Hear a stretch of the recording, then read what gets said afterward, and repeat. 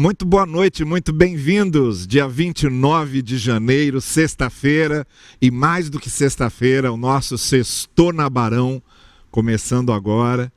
Olha, hoje nós não vamos fazer a leitura do Evangelho de Marcos, como a gente sempre faz. Nós estamos no capítulo 6, mas eu fiz a gravação de uma entrevista essa semana com o pastor Sérgio Duzilek, pastor da Igreja Batista do Marapendi, também mestre e doutorando em teologia, e que está lançando um livro em parceria com outros autores sobre fundamentalismo. Eu tenho dito aqui, e tenho repetido isso, dos riscos do fundamentalismo para distorcer a essência do Evangelho. E eu tenho repetido aqui muitas vezes, que a melhor coisa que tem a acontecer com uma pessoa é ela conhecer a essência do Evangelho e logo em seguida, a segunda melhor coisa é se libertar do fundamentalismo evangélico.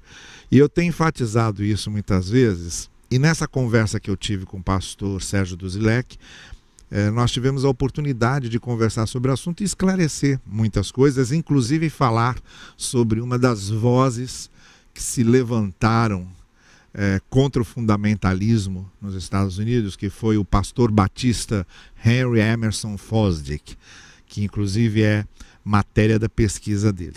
Então eu acho que o papo, a conversa ficou muito boa, muito elucidativa, e como ela se prolongou bastante, nós vamos hoje dedicar o nosso tempo aqui do Sextou só a prestarmos atenção e a aprendermos sobre essa questão seríssima e ameaçadora à essência do Evangelho, essa distorção do Evangelho, em nome do Evangelho, que é o fundamentalismo religioso, no caso, o fundamentalismo cristão e fundamentalismo protestante. Tá bem?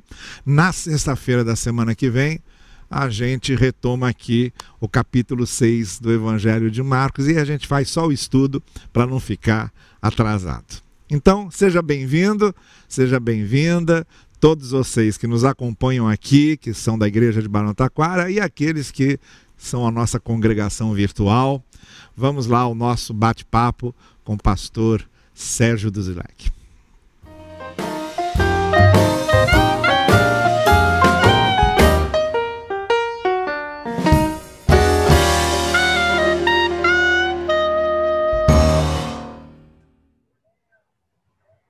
Minha gente querida, muito bem-vindos aqui agora à nossa conversa de sexta-feira.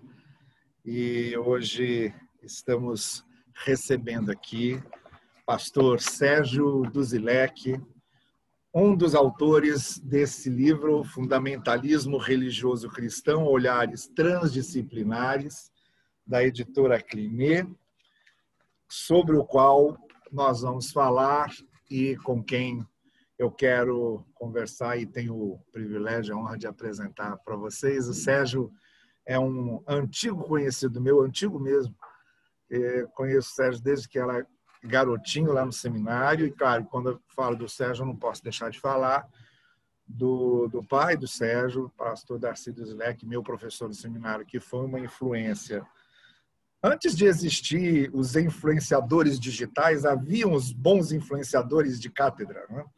Então, o Darcy foi um dos grandes influenciadores da minha vida e do meu pensamento. Não posso deixar de falar da Nancy e não posso deixar de falar, obviamente, da Liliana, da Letícia, que são as melhores partes do Sérgio, né, Sérgio? E também de dois grandes amigos nossos, que são os pais da Lili, e é o Renato Zambrotti e a Eldinha, são pessoas que a gente sempre traz no coração. Então, é isso. Sérgio, seja muito bem-vindo. Sérgio, pastor da Igreja Batista do Marapendi, que ele organizou e pastoreia já há o quê, Sérgio? Tem... De organização desde março de 2012, né? Está fazendo 9 anos esse ano. 10 anos? De plantação desde final de 2009. E também o Sérgio atua na área docente, tem mestrado em História Comparada pela UFRJ, doutorando agora também... Não, Sérgio, eu falei errado. Você tem mestrado em Ciências da Religião e é doutorando em Ciências da Religião e dá aula no Seminário Teológico Carioca e no curso de pós-graduação de Ciências da Religião da FBMG. Não é isso? Perfeito, Novaes. Perfeitamente. Bem-vindo, então. Muito bom ter você com a gente aqui. Estamos aqui abrindo fresquinho. Você sabe que você deixou esse livro lá em casa para mim? E eu, logo que o porteiro me entregou, quando eu cheguei, eu abri na sala mesmo e comecei a ler. Isso era um domingo final da tarde. Aí interrompi para vir aqui para uma transmissão, voltei, fiquei lendo até 1h30 da manhã e terminei na segunda noite. Então, não consegui desgrudar. Quase igual um desses livros de suspense que você começa a ler e quer saber logo no final quem matou, só que aqui a gente já sabe todos os assassinos quem são, né? E olha, você está de parabéns primeiro, porque o livro está muito bem feito, você participa aqui com um dos ensaios e os outros autores também, muito bem expostos e uma visão. Eu acho que a grande vantagem desse livro é que ele dá essa visão panorâmica e, ao mesmo tempo, contextualiza o fundamentalismo, né? Então, Sérgio, bem-vindo e vamos conversar aí sobre o livro e, a partir dele, sobre algumas coisas que eu gostaria de saber o que você anda pensando e como você anda vendo. Sérgio, como é que você definiria para a gente aqui? Vamos, então, imaginar que estamos sendo ouvidos por pessoas que não leram o livro, não conhecem muito bem o que é o fundamentalismo. Como é que você definiria para essas pessoas, assim, de maneira muito prática, muito direta, o que é o fundamentalismo protestante? Como é que a gente pode entender isso? Então, vamos lá, Novaes. Primeiro, é um privilégio estar com você aqui, atender esse convite seu. Para quem não sabe, o Novaes foi o paraninfo da minha turma no seminário, foi alguém que influenciou a minha turma profundamente. A gente tem um carinho muito grande por você sabe disso. Seu sermão na ocasião da formatura, que você me deu o esboço, está comigo guardado até hoje. Em que ano? Foi em 98. Importa terminar bem, não só começar bem. E está comigo até hoje. Tenho um carinho grande por Jussara e também pelas meninas, né, Luísa e Laurinha, especialmente Luísa, que ajudou a gente a entrar mais cedo no parque da Disney. Então... É isso mesmo, ela estava trabalhando lá e vocês estavam... Isso aí. Quando a gente podia viajar para lá, né? Agora já não pode mais, por N motivos. Mas vamos lá. Então, é um privilégio estar aqui. E aí, assim, o livro foi uma iniciativa do professor Chevitarese, junto com o professor Tainá e a professora Juliana. E eles me convidaram para poder participar da organização. E o livro ele tem esse objetivo de trazer um assunto que está bem em voga hoje, que é a questão do fundamentalismo, né? E que alguns acham que ele é uma característica islâmica, porque ficou meio assim, como é que eu vou dizer para vocês? Ficou meio marcado por causa das ações da Al-Qaeda e do ISIS, né? Mas ele não é um privilégio islâmico, né? Ele nasce primeiro como terminologia, e aí se a aplicação dele é extensiva ou não, aí há uma divergência entre os teóricos, né? Alguns teóricos acham que essa aplicação fundamentalista ela se dá a partir do momento em que ele aparece no meio protestante, e outros teóricos acham que ela deve ser mais abrangente, que ela é um formato de pensamento, um enquadramento de pensamento que se aplicaria a diferentes momentos da história, a diferentes grupos, sejam eles religiosos ou não. Eu sou muito simpático com essa segunda linha. Por isso que eu defino o fundamentalismo não pelo caminho da religião, mas da ideologia. Então, para mim, o fundamentalismo ele é um movimento ideológico com verniz religioso. E aí esse verniz ele cabe em qualquer religião, né? Então, a Karen Armstrong, naquele livro Em Nome de Deus, que é um clássico, né, Novaes? Ela fala lá e tipifica alguns movimentos budistas tibetanos, os caras que fazem meditação o dia inteiro e que treinam Kung Fu, eram instrutores do Bruce Lee, e esses caras que fazem meditação, de vez em quando eles saem da mão lá, pesado para tudo pelado, né? Por questões de divergências entre alguns com pensamento um pouco mais abrangente e outros com pensamento fundamentalista dentro do budismo tibetano. Então, para quem não sabe, acontece isso também.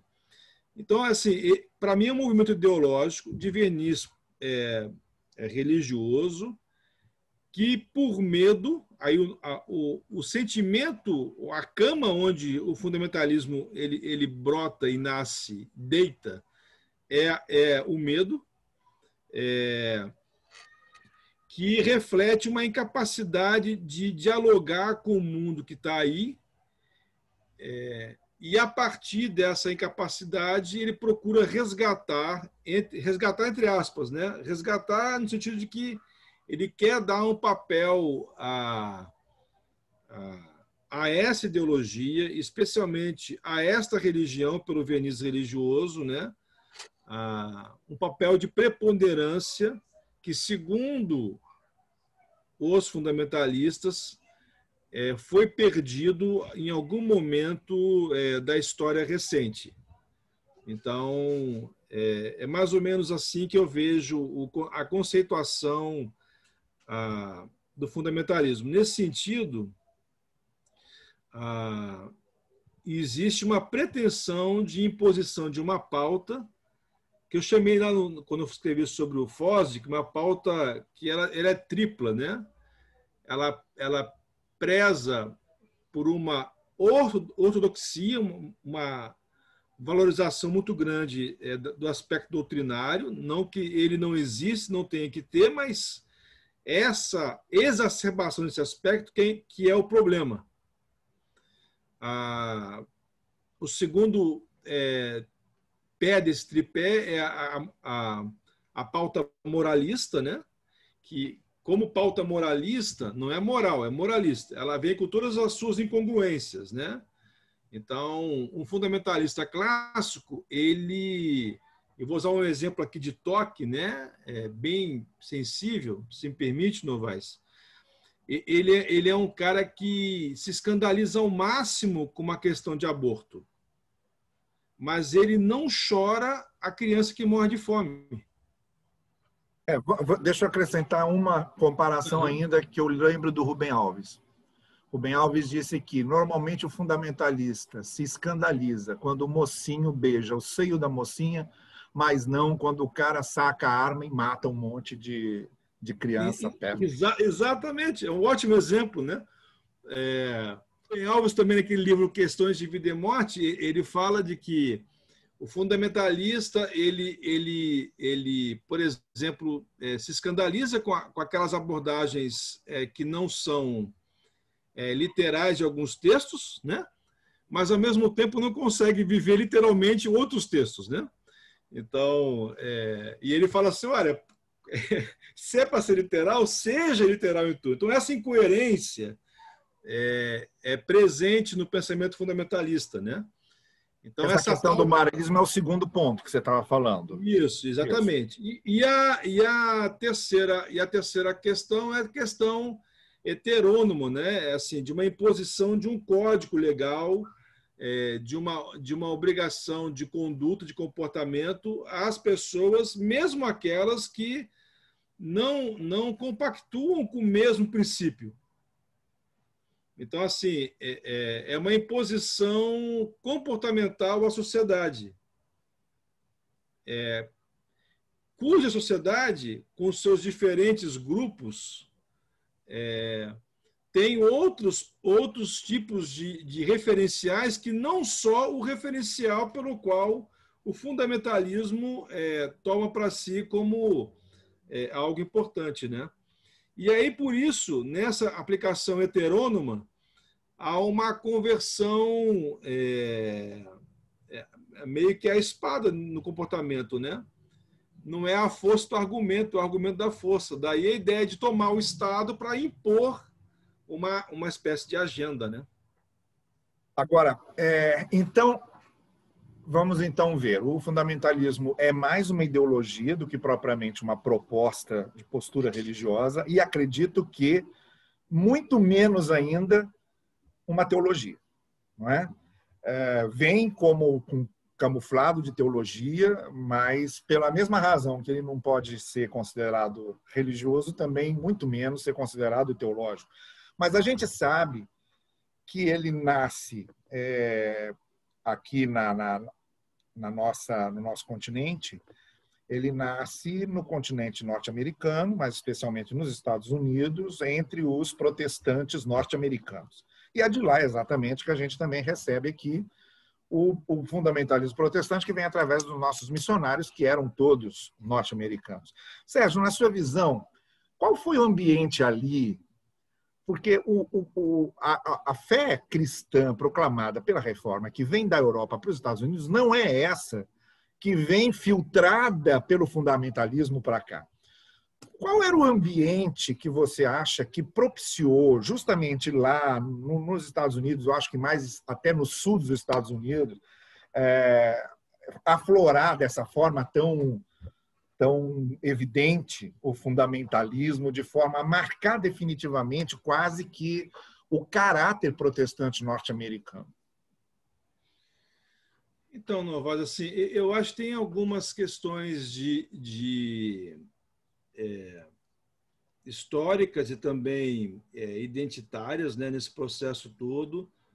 Mas eu diria assim que, grosso modo, tem uma coisa, um fator preponderante, que é o fator da reação fundamentalista em qualquer canto do mundo, né? Em qualquer espaço religioso, até com esse verniz que se adota, que é o escanteamento progressivo da religião. E isso se deu na América, na minha visão, através de dois tipos de progressividades que são em outras áreas que não da religião. A primeira foi o progresso político. Todo o progresso político envolve um processo de laicização do Estado crescente, ou seja, a religião vai sendo escanteada. Se antes tinha um papel preponderante, os Estados americanos eles nascem, né, de influências religiosas, né, batistas, quáquers, né, eles ditam como é que deve ser entre aspas, a Constituição, as regras, as leis daqueles estados, né? De alguns deles. Né? Eles dão praticamente toda a definição do denominacionalismo que já tinha, de certa forma, aflorado na Inglaterra, ali, a partir daquelas igrejas separatistas, mas o denominacionalismo mesmo firma raízes e estacas lá nos Estados Unidos, né? Justamente nesse processo. Exato. E você pega lá, por exemplo, Voltaire, nas suas cartas filosóficas, ele fala lá de Guilherme Penn, que era um quaker, filho do ministro da Marinha inglesa, que ele não queria se curvar para reverenciar a sua majestade real nos encontros, nos bailes lá da corte inglesa, e criava um embaraço para o pai. Então, o pai mandou ele para a América. Ele funda, então, a Pensilvânia. E ao fundar, ele estabelece algumas regras, né? Então, assim, a religião formando o Estado, entre aspas, né? E ao longo do tempo, nessas regras tinha uma lá que não era para reverenciar autoridade nenhuma. Então, assim, é uma pedra de toque para ele. Então, assim, dessa religião que forma o Estado, entre aspas, ela, com o processo de progresso político norte-americano, essa religião ela vai sendo escanteada. Então, há um clamor, um certo desejo de volta, um certo lamento por essa perda de espaço por alguns religiosos. A segunda coisa é o progresso da ciência. Então, se antes, para tudo se orava para pedir a cura, e aí, quando era curado alguém de uma doença incurável, essa pessoa permanecia viva e os demais que, numa pandemia, morriam porque não tinha nenhum tipo de fármaco, nenhum tipo de vacina que pudesse ser usada para tratar as pessoas, agora não se ora mais, porque você está com problema de saúde, qual é o remédio de tomar? Vai no médico, o médico dá a medicação, você toma. Você ora também, mas você vai tomar uma medicação. Então, assim, houve um escanteamento desse processo ou da participação da religião. E aí eu acho que é importante uma coisa que isso afeta, as pessoas sentem, os religiosos sentem esse escanteamento. E aí eu acho que Fosdick tem uma contribuição muito importante, Novaes, porque ele fala assim, olha, esse escanteamento que vocês reclamam que a ciência impingiu, porque a ciência não quer ocupar o lugar da religião, mas a religião ocupava o lugar da ciência. Então, esse escanteamento que vocês estão reclamando aí se deve muito ao tipo de pregação que vocês fazem. E o Fosdick estava criticando, né? O Fosdick criticando, é quase que uma pegadinha na fala aqui. Na língua. Criticando a postura dos pregadores, porque eles anunciavam um Deus que podia fazer as coisas, em vez de anunciar quem Deus é. Então, se a política resolve as coisas no tempo da sociedade e a ciência resolve os problemas de saúde, logicamente que esse tipo de pregação que anuncia que Deus faz torna o próprio Deus obsoleto. E com ele a religião em si. Então, nesse cômputo todo, eu acho que está essa questão dessa progressivo escanteamento da religião, tá, Novaes? Logicamente tem outros fatores aí, especialmente aí no sul dos Estados Unidos, né, com os batistas de modo mais marcante, que envolve questões econômicas, né, com a defesa, naquele momento, de algumas posturas que ainda racistas, né, ou exploratórias. Envolve também a questão que você bem estudou e sabe melhor que qualquer outro batista do Brasil sobre o landimarquismo. Então, assim, tem outras questões também, mas, assim, debaixo de um guarda-chuva maior, eu acho que essa perda progressiva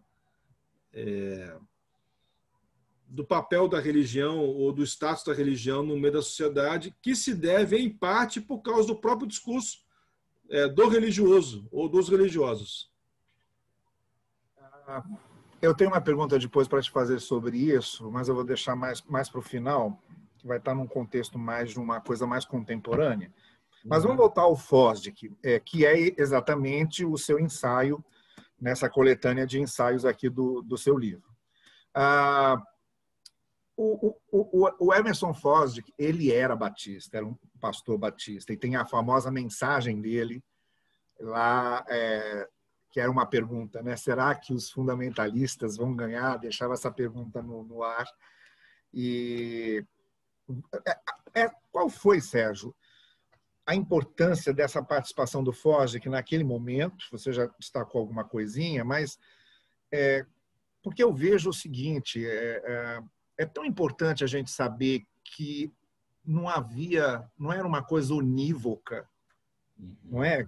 Quer dizer, a gente pensa em Fosdick como batista, como pastor batista, e pensa em Fosdick rejeitando né? E fazendo um desvio desse pensamento monolítico que estava se formando ali. Então, a gente às vezes pensa que isso era uma coisa unívoca, e não era. Houve vozes que se levantaram. Qual foi a importância do Fosdick, pelo que você pesquisou lá sobre ele, como batista, como pregador batista, e naquele momento em que o fundamentalismo estava assim num crescimento, estava virando uma moda, né, no protestantismo americano, essa intervenção dele, qual foi a importância disso? Então, Novaes, assim, o Fosdick, ele foi um cara privilegiado, assim, em vários sentidos, porque ele era um cara com um intelectual, né, vamos dizer assim, um acadêmico. Ele tinha uma base teológica muito forte, e ele tinha uma coisa que é um imã para os batistas, né, que é a oratória, a retórica. Então, no meio batista, você pode ser um cara com muito conteúdo, mas se você pregar mal, as pessoas não dão o devido valor a quem prega mal. Então, o Fosdick, para você que está aí assistindo a gente, vocês vão entender agora. O Fosdick, na época dele, era como o Novaes hoje. Então, era o coitado príncipe do Fosdick, você acabou de arrasar com o coitado. Ele era o príncipe do púlpito batista na América, né? A sua igreja era uma igreja bem localizada, né? Na Riverside Church, né? Lá na Avenida Riverside, a 2 quadras do Union Theological Seminary, né? Então, assim, era um local assim privilegiadíssimo, predestinado, vamos dizer assim, né? E ele era um pregador que as pessoas, a nata intelectual, ela parava e ia à igreja para ouvi-lo falar.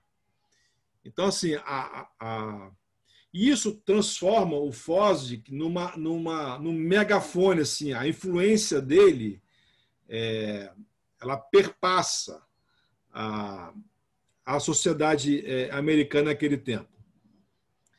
A segunda coisa é que os seus críticos, né, eles reconhecem o valor do Fosdick, né? Você tem assim, em livros de teologia, em livros de história da teologia, ou livros que falam sobre o fundamentalismo, sejam críticos ao fundamentalismo ou não, ou críticos a quem pensa contrário ao fundamentalismo, todos eles citam Fosdick. Assim, não tem um livro que o cara não vai citar ele tem que citar. Para falar mal ou falar bem, ele tem que citar. Então, isso revela a importância, na minha visão, que ele teve, né? E, assim, ele é logicamente, como você bem lembrou, Novaes, ele não é o único pensador que está distante do molde fundamentalista, né? Mas eu acho que ele é o tipo, né? É o antagonista perfeito do fundamentalista, entendeu? Assim, e do movimento fundamentalista.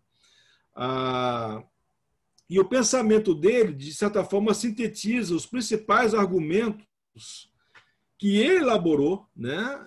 E que outros elaboraram também. Daí a ideia de síntese, que mostram um outro caminho possível que não o caminho do fundamentalismo, né? E com um detalhe importante, porque assim, o fundamentalista, ao criticar quem não é fundamentalista, eles costumam trazer aí o fundamentalismo mais rasteiro, tá, Novaes? Eles costumam trazer algumas tipificações, né? Então ele fala assim, quem não é fundamentalista, então é todo mundo liberal. É igual assim, quem não é de certo espectro político é todo mundo esquerda, né? Como se todo mundo fosse uma coisa só. Chamar de liberal é tão ofensivo quanto chamar de comunista e tão ofensivo quanto qualquer outro palavrão que a gente conhece, né? Exatamente. Então, e aí nessa postura mais rasteira, por exemplo, as pessoas falam assim, um cara que não é fundamentalista, então ele é liberal, E ser liberal, ele não ama missões, ele não ama igreja e tal. Não ora. Então, assim, não prega a Bíblia. Principalmente não acredita que a Bíblia é a palavra de Deus, principalmente isso. Exatamente isso. Então, assim, essa não contribui para missões e por aí vai. Então, essa postulação rasteira, né, ela cai em desuso. Né? Você tem lá o Foz, que era um pastor que pastoreou até onde pôde a Riverside Church, né? Que era um excelente pregador, um expositor bíblico, assim, tem vários livros de sermões publicados, assim, cada um melhor do que o outro, assim, e de uma atualidade. Ele tem uns sermões sobre a esperança em tempos de guerra, um livro, né? Que, assim, se você pega esse livro e prega hoje, em tempos de pandemia, assim, é quase que traduzir e repetir. Quase isso. Então, assim, eu acho característica dos clássicos, né, Sérgio? Os exatamente. Sempre tem o que dizer em qualquer época, né? Exatamente. Então, essa atualidade é presente nele, assim, e não tem como descaracterizá-lo dessa forma, né?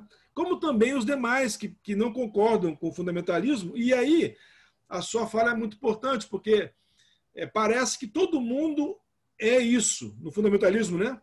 Parece que todo mundo é fundamentalista. Não, não é. Há gradações, né? Entre o PSL e o PSTU, você tem PSDB, você tem DEM, você tem PT, tem Rede, e por aí vai, né? Tem, sei lá, tem 30 partidos no país ou mais. O que mais tem é tendências, né? Principalmente, o que eu acho bom salientar é que há uma diferença enorme entre conservadores e fundamentalistas nos Estados Unidos, não é? Que bota tudo no mesmo... Exato. O Foz tem uma frase lapidar naquele sermão que você citou, né? Que ele pregou na Convenção do Norte, e essa frase é assim, ele diz assim, todo fundamentalista é conservador, mas nem todo conservador é um fundamentalista. Há uma diferença enorme entre as duas coisas, né? Agora, tem um tópico ali na sua análise do Foz que eu achei muito instigante, no sentido de que você coloca ali que o fundamentalismo se torna uma postura incongruente com uma série de coisas que são a base do Evangelho, como, por exemplo, incongruentes com a própria mensagem de Cristo, né? A gente pode afirmar, então, Sérgio, que o fundamentalismo e a essência do Evangelho são dois caminhos totalmente díspares. Então, nisso aí eu concordo plenamente com o pensamento do Fosdick, né? Assim, eu acho que não tem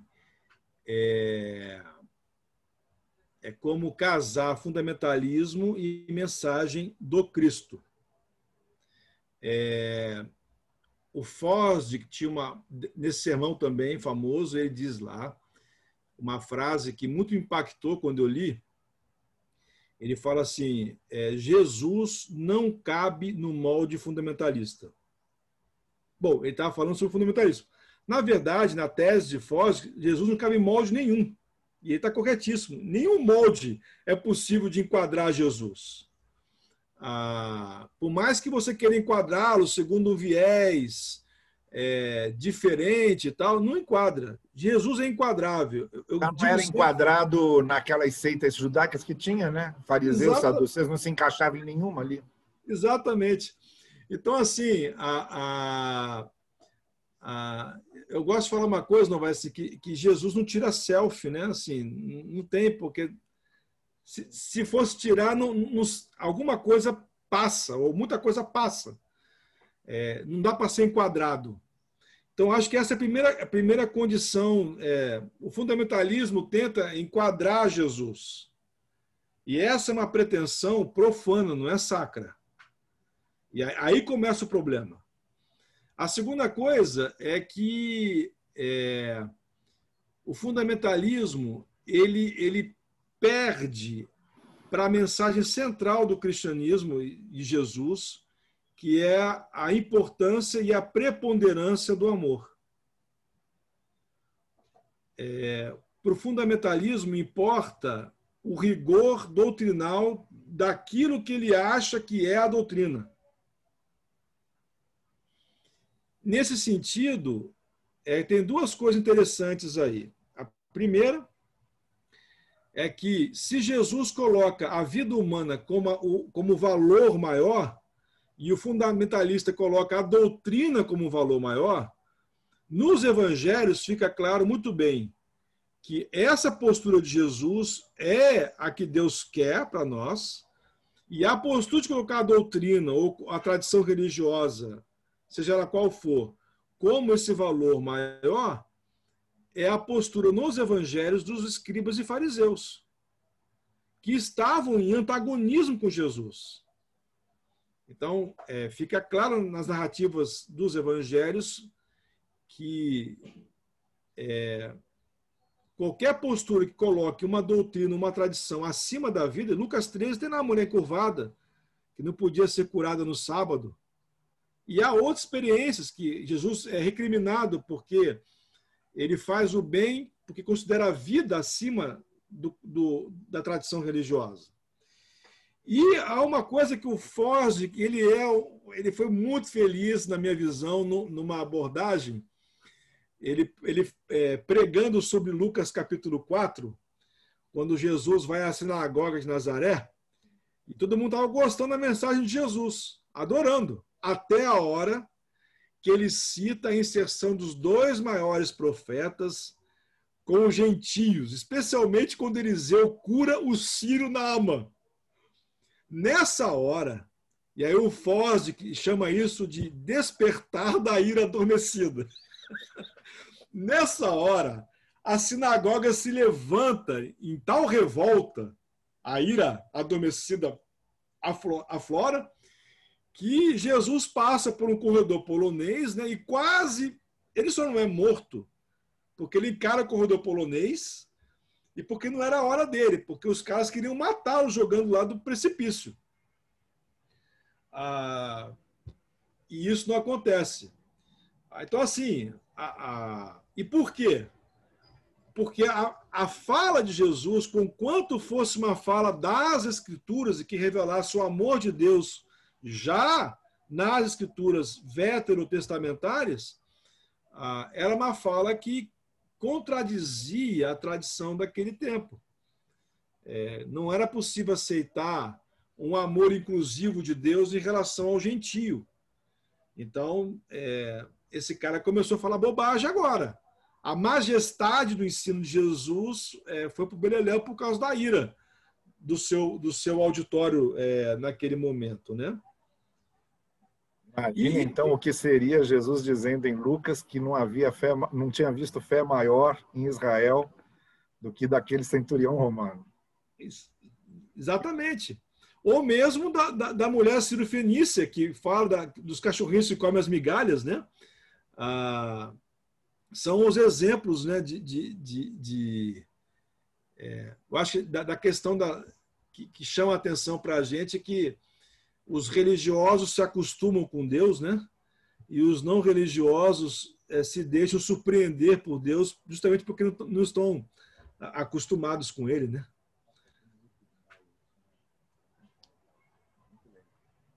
Agora, só deixa eu acrescentar uma coisinha aqui. Eu tenho dito, você sabe que no tempo que... Eu até estava comentando isso outro dia com você, né? Houve um tempo lá no Seminário do Sul, eu e o Alexandre,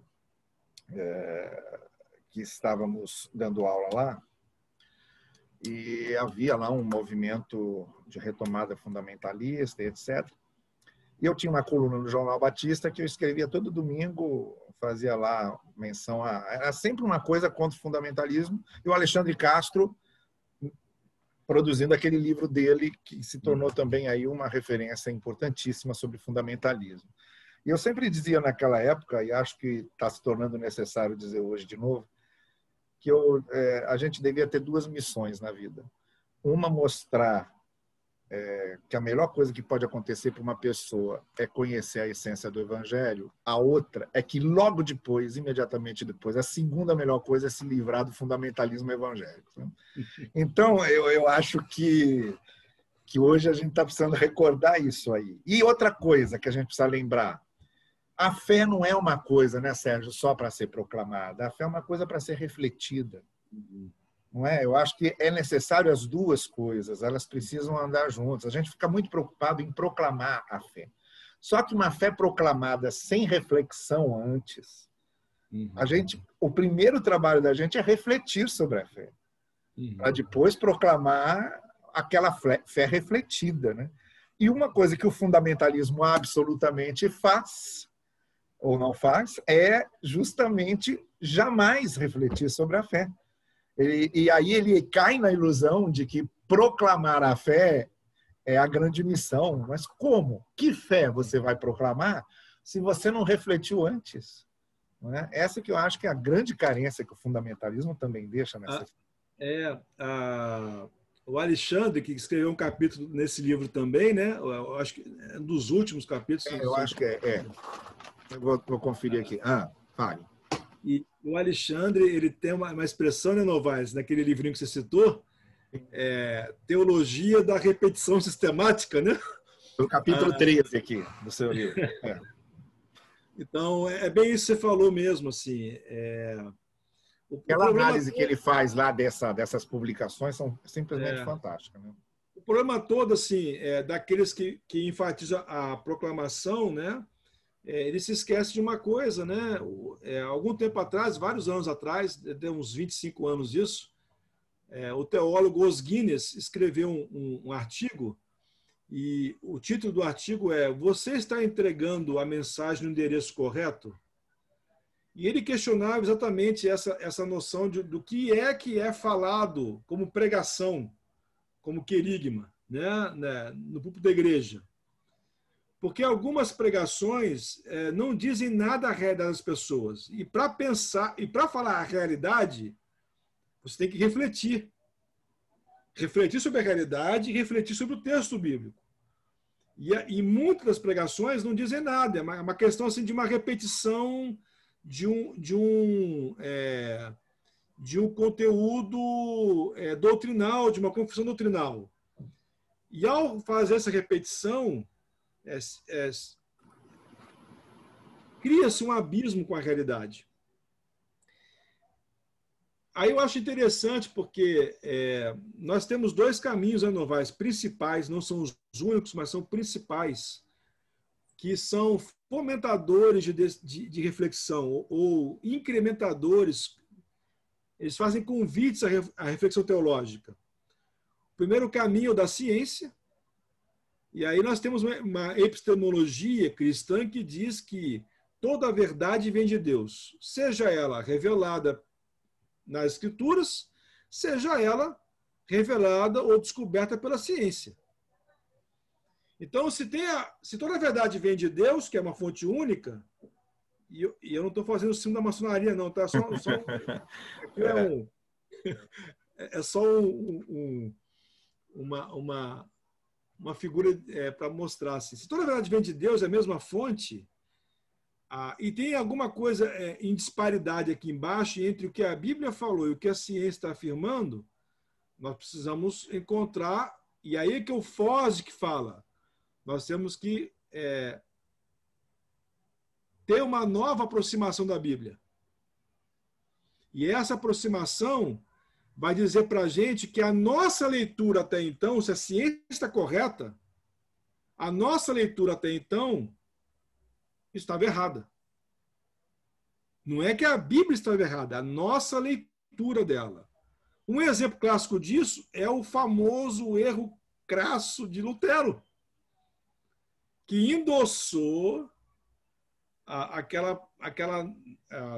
forma narrativa bíblica da experiência de Josué, dizendo que, como a Bíblia afirma que o sol parou, então... É o sol que se move. Exatamente. E aí a ciência mostrou, pela teoria heliocêntrica, que é a Terra que orbita em volta do Sol. e que o Sol orbita em volta da galáxia, que a galáxia orbita em volta de outras galáxias. Então, assim, desse universo inteiro. Então, o que foge que vai dizer assim, olha, nós precisamos abandonar, nesse caso, porque a verdade vem de Deus, seja pela ciência ou pelas escrituras. Abandonar essa interpretação errônea e dizer, olha, o Josué entendeu assim, por aquele tempo era daquele jeito que se entendia. Mas se ele tivesse hoje, no século XXI, escrevendo o mesmo texto, ele diria que a Terra parou. Pode se esquecer nunca que a Bíblia é escrita a partir do ponto de vista do personagem e do escritor, não é? Exatamente. Então, eu acho que essa é uma questão importante. E a segunda fonte é a teologia prática do Novaes. Né? Assim, você tem uma compreensão até que aparece um problema no gabinete pastoral, que é um negócio que desafia aquilo que você recebeu. Quando desafia o que você recebeu, você fala, opa, então, peraí, tudo que eu recebi é correto e isso que eu estou vendo aqui hoje, que é uma verdade, é uma ilusão, ou o que eu recebi tem alguma coisa que não é a mais pura verdade e eu estou sendo confrontado hoje, por exemplo, no gabinete pastoral, com uma verdade. Então, é nessa hora que a gente tem que colocar em prática o princípio de Cristo, que é o sábado que foi feito para o homem e não o homem para o sábado, e saber fazer os necessários. Exatamente. E o caminho disso é a teologia prática, que traz uma nova, convida uma nova reflexão, né, Novaes? Então, assim, são as duas principais fontes, né? Bom, o fundamentalista ele não consegue sair daquele molde, daquele encaixe que ele recebeu.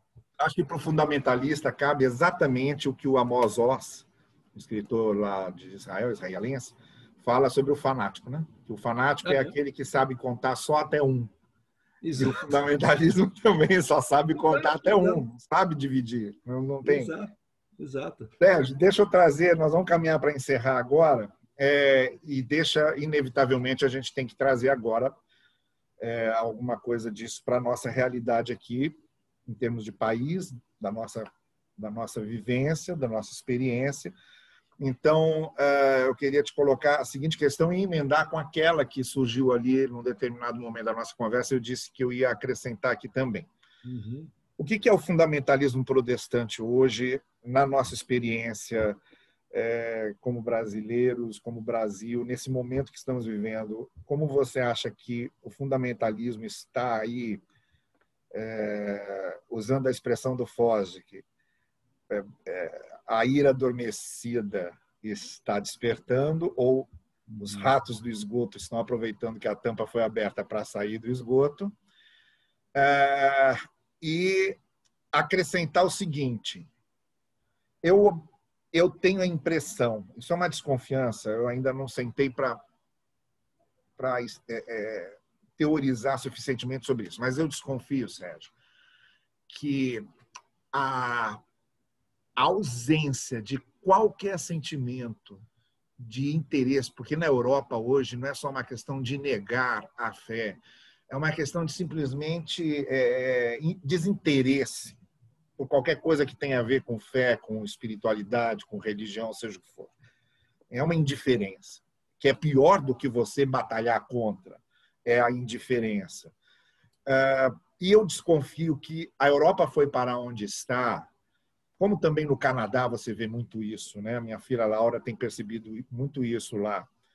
Essa indiferença pela religião vem de momentos históricos em que a religião se aliou com o poder de uma forma muito nociva e isso trouxe para a alma das pessoas esse desprezo por isso. E eu desconfio, Sérgio, que no Brasil a gente pode estar essa aproximação muito umbilical entre evangélicos e poder, fé e poder e etc. Lembrando lá de Dostoiévski, né, do grande inquisidor, a igreja resolveu aceitar todas as tentações que Jesus Cristo rejeitou do diabo. Né? E como é que você está entendendo o lugar que o fundamentalismo ocupa hoje no Brasil E se você acha que eu estou correto nessa desconfiança de que talvez a gente repita aqui um processo de futuro de total desinteresse por questões da fé por causa do que está acontecendo hoje. Novaes, eu vou começar respondendo, eu estava procurando aqui no celular, vou começar respondendo, lendo uma frase de alguém que até os fundamentalistas idolatram, pastor Gunther Carlos Krieger. Tá certo. Ele diz assim, o profeta não deve morar dentro do palácio, mas na porta do palácio, para poder denunciar os desmandos do rei. O profeta não deve morar dentro do palácio, mas na porta dele, para poder denunciar os desmandos do rei. Então, assim, eu acho que a sua leitura está corretíssima, né? Você tem na Europa, na época da Reforma, um movimento de conversão em massa, né? Assim, nações inteiras se voltando para o Evangelho, não para a tradição cristã, mas para o Evangelho de Jesus. E isso acontece. Passo seguinte, você começa a ver um estreitamento, ou concomitante, vamos dizer assim. Concomitante seguinte, vamos lá. Começa a haver um estreitamento da relação do Estado com esse aproveitamento do momento da reforma protestante, né? Pelo Estado, e também da reforma se aproveitando do Estado, e estouram as guerras de religião. E isso é um atentado à racionalidade. Então, eu gosto muito de uma expressão metafórica que Voltaire usa no seu tratado sobre a tolerância, que ele diz que a noite de São Bartolomeu foi um trovão irrompendo no céu do meio-dia. Ele está pensando no trovão no céu aberto, assim, tipo assim, uma coisa absurda. É um absurdo absurdo. Então, eu acho que essa metáfora de Voltaire, ela sintetiza a perplexidade dos europeus para aquilo que eles estavam vendo lá como as guerras de religião. Não fazia sentido, ainda mais sendo guerra interna do cristianismo, porque não era nenhuma guerra de uma religião com outra que pudesse ser escondida sob a questão de choques culturais. Assim, era uma guerra no mesmo povo, no mesmo local, entre dois segmentos do cristianismo. Não faz sentido nenhum, em nenhum momento da história. Então, acho que isso aí foi muito chocante para a Europa, e acho que daí deriva, primeiro, o movimento mais forte, laicizante na França. Isso que você está falando aí é muito mais notório na França. Não é só lá, mas a França ela cria esse anteparo, tipo assim, é melhor tirar a religião do contexto da gente, porque a religião produz isso aí, ó, essa loucura, esse absurdo tá aí. Quando, na verdade, ela não chama, a religião em si, pura, que cuida dos órfãos, das viúvas, é um chamamento à sabedoria e ao olhar para o outro. Mas, assim, infelizmente, foi isso que foi produzido na Europa, né? Então, assim, eu acho que esse movimento primeiro, Novaes, pós-cristão, vamos dizer assim, ele tem a sua base, eu concordo com você,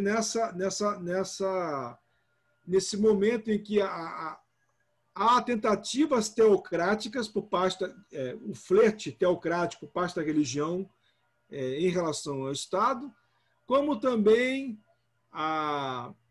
essa forma fácil, né? A religião está facinha para o Estado se aproveitar dela, em em alguns outros casos. Então, essas duas formas, elas são formas de mistura que trouxeram esse dano pós-cristão para a Europa. Do cristianismo nós não podemos... Tanto é que se um europeu parar para ler os evangelhos de Jesus, ele se encanta com isso. Porque a base laicizante, vamos dizer assim, os valores laicos da sociedade francesa, por exemplo, eles não são muito diferentes dos valores de Jesus. Só que assim, você não pode contar que é da religião. Se você contar, bloqueia, trava na hora. Eu acho que esse movimento de aproximação explícita que acontece no país, esse movimento acrítico, em que a voz do profeta ela é calada ou não é bem-vinda. Me lembra muito de Isaías, Jeremias, falando contra o rei, falando o que vai acontecer, que o profeta chorava, doía com a mensagem dura. Mas as pessoas não queriam ouvi-los, né? E Jeremias é esbofeteado, Isaías ele entra em crise também porque o que ele fala ninguém ouve. Eu acho que isso é uma marca, e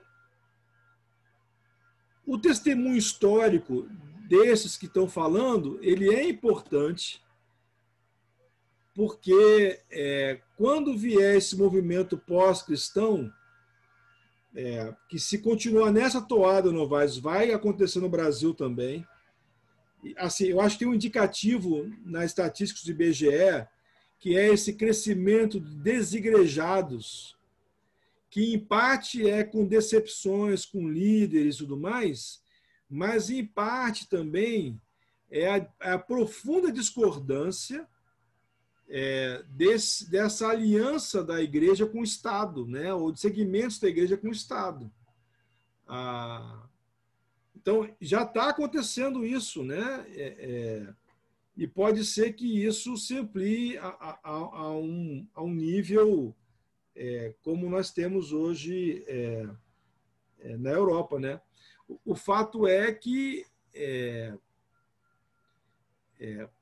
por conta do projeto teocrático do fundamentalismo, seja o Estado convidando e se apropriando ou usando a religião, seja o fundamentalismo indo ao Estado ou implantando a sua visão, normatizando o Estado com a sua visão teocrática, de uma forma ou de outra, o resultado disso, a longo prazo, é terrível, é caótico.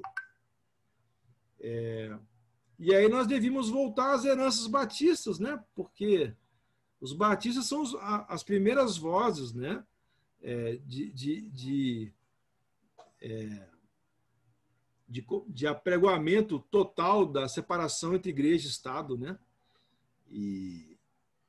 Estado laico, né? Exatamente. A questão é essa. Quando o rei pega a igreja e bota sentada do lado dele, se ele faz isso é porque tem alguma coisa errada com ele. Uhum. Agora, quando a igreja aceita é porque tem alguma coisa errada com a igreja. Entendeu? Então, é uma advertência histórica, bíblica, que a gente tem diante da gente e às vezes se nega a ver, né? Sérgio, me diz uma coisa. As pessoas que quiserem adquirir, porque eu tenho certeza que muitos dos nossos internautas aqui, ouvindo falar do livro, vão querer ter acesso a ele. Como é que alguém pode conseguir adquirir esse livro? Então, tem o site da Cliné Editora, né? É Kline, Cliné Editora. Lá você pode comprar, eu acho que ainda tem exemplar físico para vender, ou comprar o e-book, que é mais barato, inclusive, né? Se você tiver alguma dificuldade, tem um e-mail, contato@clineeditora.com. Cliné com K, tá? contato@clineeditora.com. Então, Isso. os interessados já estão sabendo o caminho. Você sabe que, só para concluir aqui nosso papo, eu quero fazer uma referência que é uma coisa muito interessante. O autor desse livro, H.L. Mencken, o livro dos insultos de H.L. Mencken. O Mencken foi um jornalista na época do julgamento daquele caso Scopes, lá no Tennessee, em 1925. Uhum. Que o professor que ensinava biologia foi ensinar teoria darwiniana e foi processado pelo Estado porque era proibido sequer mencionar o nome de Darwin, e era uma lei fundamentalista, por uma influência extremamente fundamentalista. E esse jornalista, ele pagou o advogado, ele levou o jornal dele, ele foi editor de vários jornais, mas nessa época ele levou o jornal que ele era editor a pagar o advogado por Scopes e acompanhou todo o julgamento fazendo os artigos, etc. e tal. Isso aqui é uma reunião que o Rui Castro fez das principais artigos de editoria dele em vários jornais que ele trabalhou, e tem uma parte aqui dedicada só à luta dele contra o fundamentalismo. Ele não era nada, ele era ateu e tal, mas achava um absurdo aquele negócio do fundamentalismo e tal. E ele, além disso, ele é muito bem-humorado, né? Tanto que ele comenta aqui que o pessoal estava falando que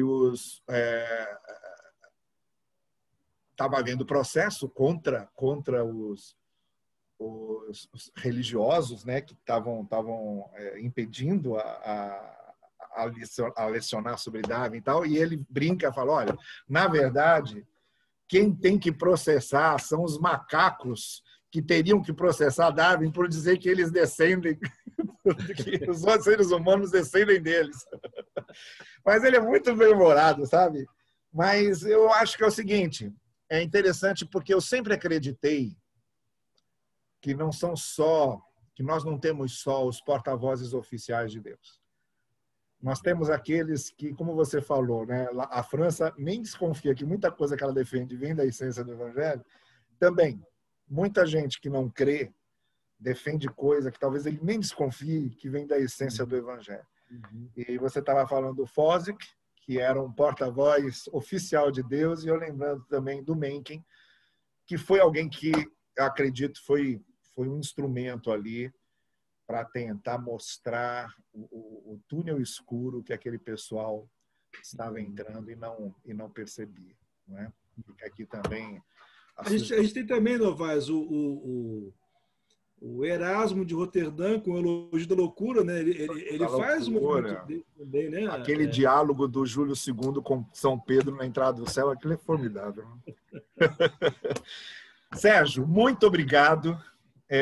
Que papo gostoso, você contribuiu muito, acho que a gente foi muito bem provido hoje de muitos conteúdos importantíssimos para a nossa reflexão, para a nossa fé refletida, e eu quero te agradecer por você ter disposto aí um tempinho seu para poder conversar com a gente. Um abração na Lili, um beijão na Letícia, na turma toda aí. E muito obrigado, viu? Deus continue abençoando você. Mais uma vez, parabéns pelo trabalho que vocês estão realizando de elucidação e de reflexão sobre a fé, que nos dias de hoje é um farol.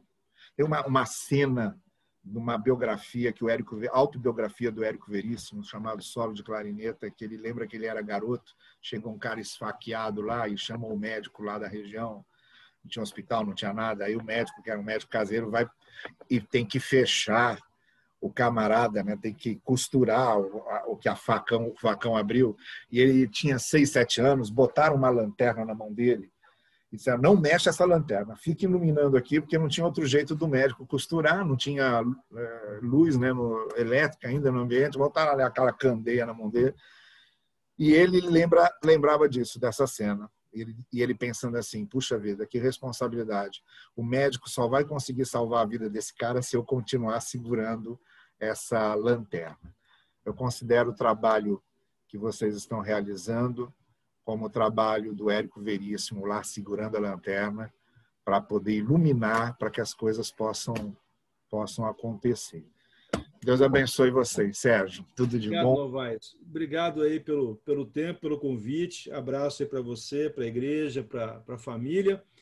E quero lembrar, como eu terminei o capítulo, com uma frase do Fosdick, assim, o Fosdick, ele termina o sermão dele, né? Aquele sermão que você citou, ele diz mais ou menos assim: eu acho que nós temos que ter uma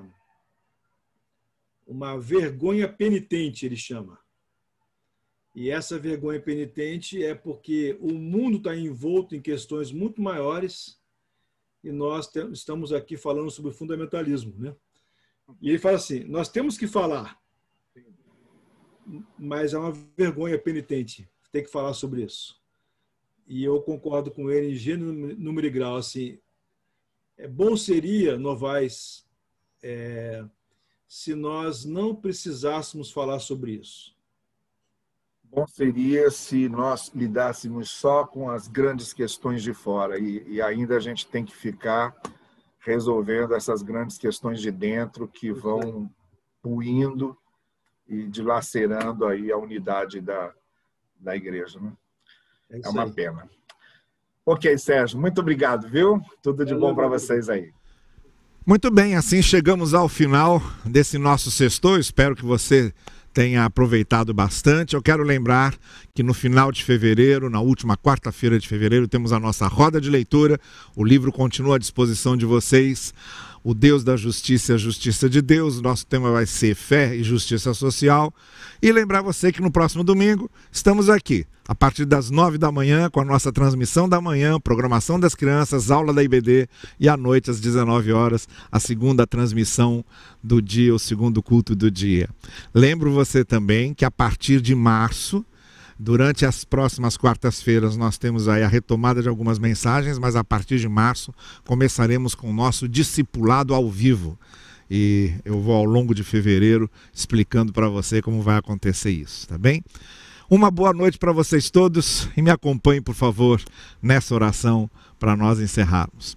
Senhor querido, muito obrigado pelos momentos que nós podemos passar aqui refletindo sobre a Tua palavra, refletindo sobre o nosso testemunho cristão, sobre a nossa missão cristã e principalmente sobre a essência do Evangelho que nós não podemos perder. Dá-nos uma noite de descanso, dá-nos, Senhor Deus, um final de semana sob a Tua presença. Estende a Tua mão cheia de graça e de misericórdia com todos aqueles que estão enfermos, que estão enlutados, que estão passando momentos difíceis, que todos sintam a graça e a misericórdia dos céus sobre eles. Nós oramos em nome de Cristo Jesus, nosso Senhor e Salvador. Amém. Amém. Até domingo. Uma boa noite para vocês.